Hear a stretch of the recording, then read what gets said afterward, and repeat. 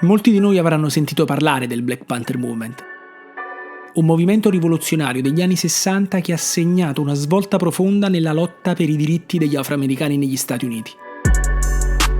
In pochi però conoscono la vera storia della spina dorsale del movimento, di quella spina dorsale costituita dalle donne del partito, che hanno contribuito al cambiamento sociale e a sostenere la comunità fornendo assistenza sanitaria, cibo, alloggi e istruzione.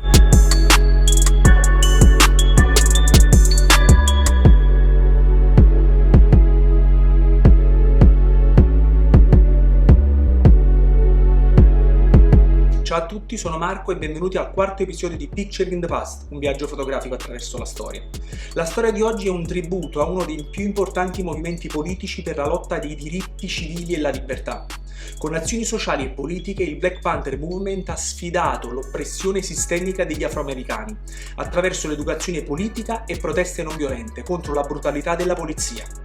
In questo video vi porteremo alla scoperta di una parte del movimento che ha profondamente contribuito alla lotta per la giustizia sociale.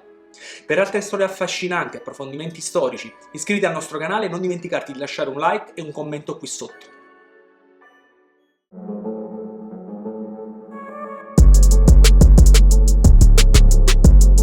Il periodo tra gli anni 60 e 70 è stato un periodo di grandi cambiamenti sociali e politici per il paese. In questo contesto, il movimento delle Pantere Nere si sviluppò con l'obiettivo di combattere la discriminazione razziale e promuovere l'emancipazione sociale, politica, economica e spirituale degli afroamericani. La formazione politica e l'azione diretta erano gli strumenti chiave del movimento. Le Pantere Nere miravano ad educare ed informare i membri su questioni sociali, economiche e politiche, in modo che potessero partecipare attivamente alla lotta per i diritti e per la libertà. Allo stesso tempo, le manifestazioni e gli atti di protesta miravano ad attirare l'attenzione su determinate questioni e a sensibilizzare l'opinione pubblica.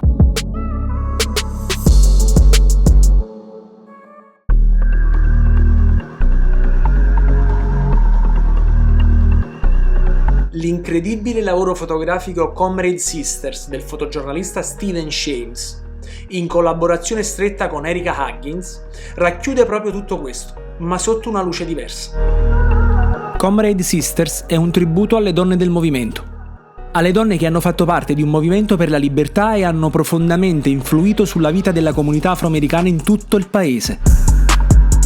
Shames, che all'epoca era un giovane studente della Berkeley quando incontrò per la prima volta il movimento del 1966, descrive il movimento come basato sulla dimostrazione che la comunità nera aveva il controllo del proprio destino, mentre cercava di costruire una comunità attraverso il servizio alla gente, fornendo gratuitamente cibo e vestiti.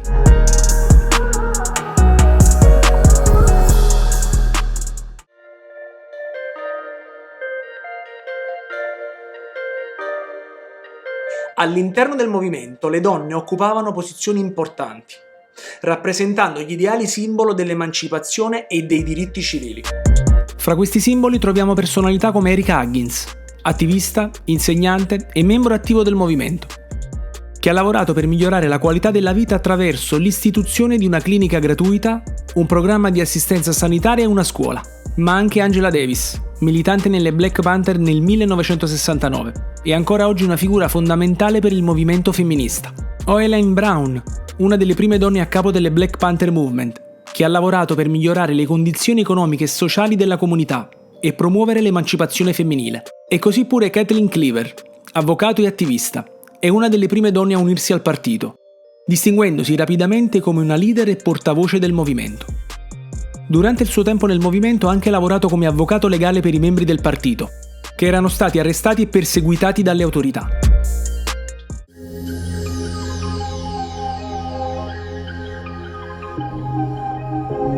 Nel 1969 le donne rappresentavano più della metà dei membri del partito. Provenienti da ogni angolo del paese, queste donne erano accomunate dalla possibilità di un movimento emancipatorio per la libertà.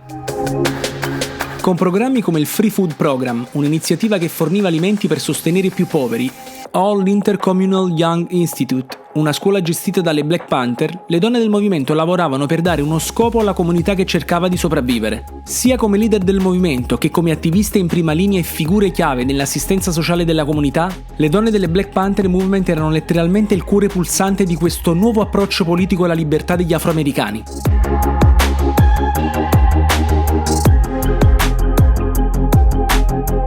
Una delle loro principali battaglie fu quella contro l'anemia falciforme, una malattia genetica, all'epoca trascurata dalla comunità scientifica e dal governo, che colpiva principalmente gli afroamericani. Le donne del movimento istituirono programmi di screening, assistenza medica gratuita per la comunità e campagne di sensibilizzazione per aumentare la consapevolezza della malattia e dei suoi effetti. Come in questa foto, che ritrae una folla in attesa di essere testata per l'anemia falciforme durante la Black Community Survival Conference, un evento organizzato sempre dalle Black Panther. Il loro impegno fu rivoluzionario, riuscendo a diagnosticare e trattare l'anemia falciforme, migliorando così significativamente la qualità della vita.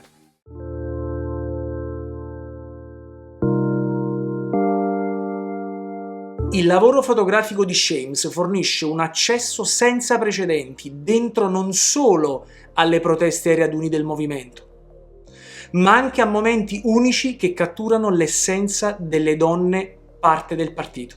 Come scrive Angela Davis nell'introduzione al capolavoro fotografico, la leadership offerta dalle donne delle Black Panther Party era concreta e profondamente collettiva. Si trattava di una leadership progettata per servire il popolo, garantirne la sopravvivenza e, in ultima analisi, trasformare le istituzioni sociali prefigurando come sarebbe potuta essere la vita se le persone di ogni razza, religione e classe avessero potuto rivendicare un accesso sostanziale all'istruzione, all'assistenza sanitaria e all'alimentazione.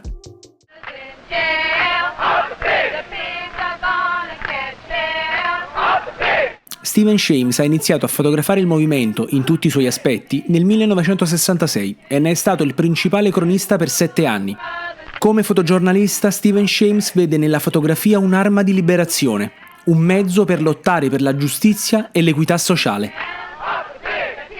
Nell'era di George Floyd, a Tatiana Jefferson, Dawn Wright, Breonna Taylor e molti altri, le questioni e le soluzioni sollevate da queste fotografie uniche e molto potenti sono rilevanti per i giorni nostri, così come quando il Black Panther Movement fu fondato ad Oakland, in California, il 15 ottobre del 1966.